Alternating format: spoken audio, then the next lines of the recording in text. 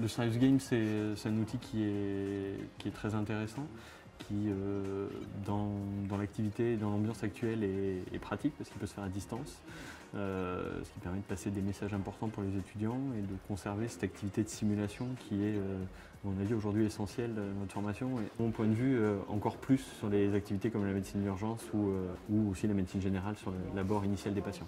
Je pense que l'intérêt de ce genre de simulation, il est toujours le même, c'est pour le patient. Donc là, on le voit bien, c'est-à-dire c'est pour quand même qu'on soit apte à bien prendre en charge un patient et pas qu'il n'y ait pas de perte de chance pour le patient. C'est toujours ça l'avantage des simulations. L'intérêt, il a été trouvé par rapport à ça, c'est-à-dire que ça nous a mis dans des situations où on devait prendre des décisions, on devait orienter, donner des conseils à des patients virtuels. Ça nous a mis dans vraiment des situations par contre qu'on rencontre dans la vie de tous les jours, donc c'était plutôt intéressant.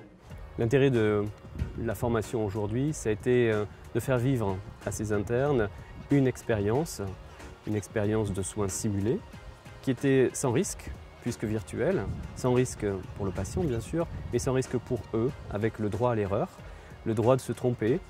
Et on a observé des réponses qui étaient parfois différentes entre les internes, et ça a permis lors du débriefing de discuter des différences de prise en charge qu'ils avaient rencontrées dans les services ou de leur interprétation de la lecture des recommandations.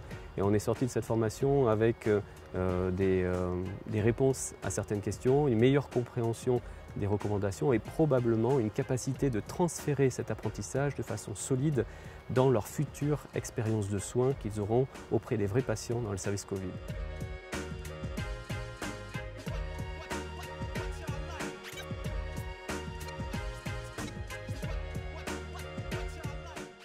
Ça permet de mettre une base, une base à la discussion, de lancer la discussion, que les gens puissent avoir réfléchi un petit peu auparavant pour essayer de discuter les différents points de vue lors du débriefing. L'outil numérique nous immerge dans une situation où on est obligé de faire comme dans la vie, c'est-à-dire de parler à quelqu'un, de lui donner des réponses, de lui donner des informations et donc parfois de se tromper.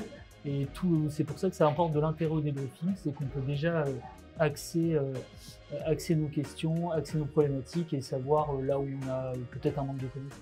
Le ressenti de cette formation, c'est qu'on a réellement fait une séance de simulation.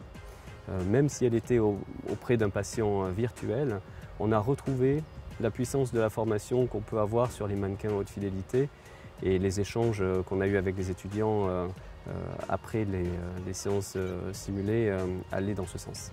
C'est un très beau projet, cette plateforme de simulation Covid-19, un projet en partenariat avec l'Université de Bordeaux, avec Sim4Health, avec le CHU de Bordeaux. On essaye de travailler sur la simulation depuis des années. On souhaite la développer. Cet outil de simulation, il est extraordinaire parce qu'il va nous permettre de former tous les internes en médecine d'urgence à la nouvelle épidémie Covid-19, à mesure des connaissances scientifiques, de l'évolution de ce que nous savons sur ce virus aux 1000 visages.